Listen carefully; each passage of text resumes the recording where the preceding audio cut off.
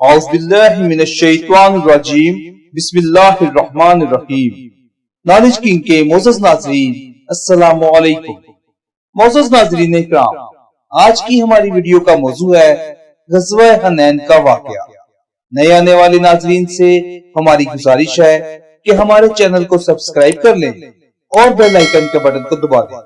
تاکہ آنے والی ہر نئی ویڈیو بر وقت آپ تک پہنچتی رہے۔ تو آئیے ناظرین چلتے ہیں اپنے واقعہ کی جانب۔ معزز ناظرین اکرام، غزوہ حنین کا واقعہ کچھ اس طرح ہے کہ فتح مکہ کے بعد عام طور سے تمام عرب کے لوگ اسلام کے حلقہ بگوش ہو گئے، کیونکہ ان میں اکثر وہ لوگ تھے جو اسلام کی حقانیت کا پورا یقین رکھنے کے باوجود قریش کے ڈر سے مسلمان ہونے میں توقف کر رہے تھے اور فتح مکہ کا انتظار کر رہے تھے۔ پھر چونکہ عرب کے دلوں میں کعبے کا بے حد احترام تھا اور ان کا اعتقاد تھا کہ کعبے پر کسی باطل پرست کا قبضہ نہیں ہو سکتا، اس لیے حضور پاک صلی اللہ علیہ وسلم نے جب مکہ کو فتح کر لیا تو عرب کے بچے بچے کو اسلام کی حقانیت کا پورا یقین ہو گیا اور وہ سب کے سب جوک در جوک بلکہ فوج در فوج اسلام میں داخل ہونے لگے۔ باقی ماندہ عرب کی بھی ہمت نہ رہی کہ اب اسلام کے مقابلہ میں ہتھیار اٹھا سکیں، لیکن مقام حنین میں حوازن اور ثقیف نام کے دو قبیلے آباد تھے جو بہت ہی جنگجو اور فنون جنگ سے واقف تھے۔ ان لوگوں پر فتح مکہ کا الٹا اثر پڑا اور ان لوگوں پر خواہ مخواہ کی جاہلیت سوار ہو گئی اور ان لوگوں نے یہ خیال قائم کر لیا کہ فتح مکہ کے بعد اب ہماری باری ہے۔ اس لیے ان لوگوں نے یہ طے کر لیا کہ مسلمانوں پر جو اس وقت مکہ میں جمع ہیں ایک زبردست حملہ کر دیا جائے۔ چنانچہ حضور پاک صلی اللہ علیہ وسلم نے حضرت عبداللہ بن ابی حضرت رضی اللہ تعالی عنہ کو تحقیقات کے لیے بھیجا۔ جب انہوں نے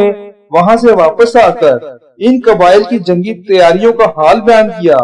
اور بتایا کہ قبیلہ حوازن اور ثقیف نے اپنے تمام قبائل کو جمع کر لیا ہے اور قبیلہ حوازن کا رئیس اعظم مالک بن عوف ان تمام افواج کا سپہ سالار ہے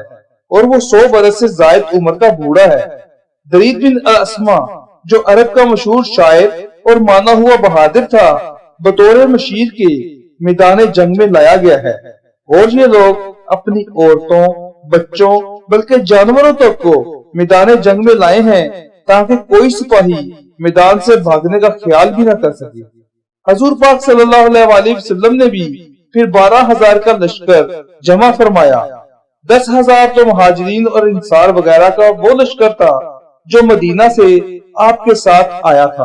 اور 2,000 وہ نو مسلم تھے جو فتح مکہ میں مسلمان ہوئے تھے۔ آپ صلی اللہ علیہ وسلم نے اس لشکر کو ساتھ لے کر اس شان و شوکت کے ساتھ حنین کا رخ کیا کہ اسلامی افواج کی کثرت اور اس کے جاہ و جلال کو دیکھ کر بے اختیار بعض صحابہ کرام رضی اللہ تعالی عنہ کی زبان مبارک سے یہ لفظ نکل گیا کہ آج بلا ہم پر کون غالب آ سکتا ہے، لیکن اللہ تعالیٰ کو ان حضرات کا اپنی فوجوں کی کثرت پر ناز کرنا پسند نہیں آیا۔ چنانچہ اس فخر اور نازش کا یہ انجام ہوا کہ پہلا ہی حملہ میں قبیلہ حوازن اور ثقیف کے تیر اندازوں نے جو تیروں کی بارش کی اور ہزاروں کی تعداد میں تلواریں لے کر مسلمانوں پر ٹوٹ پڑے تو وہ 2,000 نو مسلم اور کفار مکہ جو لشکر اسلام میں شامل ہو کر مکہ سے آئے تھے ایک دم سر پر پیر رکھ کر بھاگ نکلے۔ ان لوگوں کی بھگدڑ دیکھ کر انصار اور مہاجرین کے بھی پاؤں اکھڑ گئے۔ حضور پاک صلی اللہ علیہ وسلم نے جو نظر اٹھا کر دیکھا تو گنتی کے چند جان نثاروں کے سوا سب فرار ہو چکے تھے۔ تیروں کی بارش ہو رہی تھی اور 12,000 کا لشکر فرار ہو چکا تھا، مگر خدا عز و جل کے رسول صلی اللہ علیہ وسلم کے پائے استقامت میں بال برابر بھی لغزش نہیں ہوئی، بلکہ آپ صلی اللہ علیہ وسلم اکیلے ایک لشکر بلکہ ایک عالم کائنات کا مجموعہ بنے ہوئے نہ صرف پہاڑ کی طرح ڈٹے رہے بلکہ اپنے سفید خچر پر سوار برابر آگے ہی بڑھتے رہے اور آپ صلی اللہ علیہ وآلہ وسلم کی زبان مبارک پر یہ الفاظ جاری تھے، میں نبی ہوں، یہ جھوٹ نہیں ہے، میں عبد المطلب کا بیٹا ہوں۔ ناظرین کرام، حضرت عباس رضی اللہ تعالیٰ عنہ چونکہ بہت ہی بلند آواز تھے، اس لیے آپ صلی اللہ علیہ وآلہ وسلم نے انہیں حکم دیا کہ انصار اور مہاجرین کو پکارو۔ انہوں نے جو ان کا نعرہ مارا تو ایک دم سے تمام فوجیں پلٹ پڑی اور لوگ اس قدر تیزی کے ساتھ دوڑ پڑے کہ جن لوگوں کے گھوڑے ازدحام کی وجہ سے نہ مڑ سکے، انہوں نے ہلکا ہونے کے لیے اپنی زرہیں پھینک دی اور گھوڑوں سے کود کود کر دوڑے اور کفار کے لشکر پر جھپٹ پڑے اور اس طرح جابازی کے ساتھ لڑنے لگے کہ دم زدن میں جنگ کا پانسا پلٹ گیا۔ کفار بھاگ نکلے، کچھ قتل ہو گئے اور جو رہ گئے وہ گرفتار ہو گئے۔ قبیلہ ثقیف کی فوجیں بڑی بہادری کے ساتھ جم کر مسلمانوں سے لڑتی رہی، جہاں تک کہ ان کے 70 بہادر کٹ گئے، لیکن جب ان کا علمدار عثمان بن عبداللہ قتل ہو گیا تو ان کے پاؤں بھی اکھڑ گئے اور فتح مبین نے حضور پاک صلی اللہ علیہ وآلہ وسلم کے قدموں کا بوسہ لیا اور کثیر تعداد اور مقدار میں مال غنیمت ہاتھ آیا۔ معزز ناظرین کرام، یہ واقعہ ہے غزوہ حنین کا، مگر اس واقعہ سے ہمیں جو سبق ملتا ہے وہ یہ ہے کہ مسلمان کا حقیقی بھروسہ اللہ عز و جل کی مدد پر ہونا چاہیے۔ اسباب اختیار کرنے کا حکم ہے، لیکن صرف اسی پر بھروسہ کرنا مسلمان کے شایان شان نہیں۔ بعض اوقات چند لوگوں کی غلطی کا نتیجہ سب کو دیکھنا پڑتا ہے۔ خود پسندی اللہ عز و جل کو ناپسند ہے، لہذا اپنے ہر کمال کو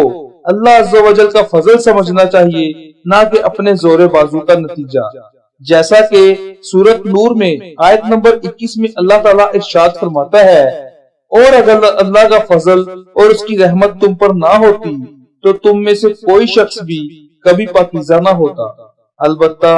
اللہ پاکیزہ فرما دیتا ہے جس کو چاہتا ہے، اور اللہ سننے والا اور جاننے والا ہے۔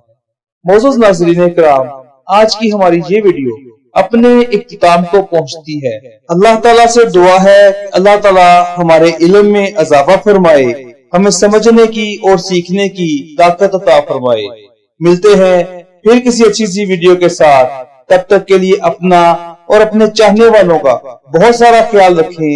دعاؤں میں یاد رکھیں۔ اللہ حافظ۔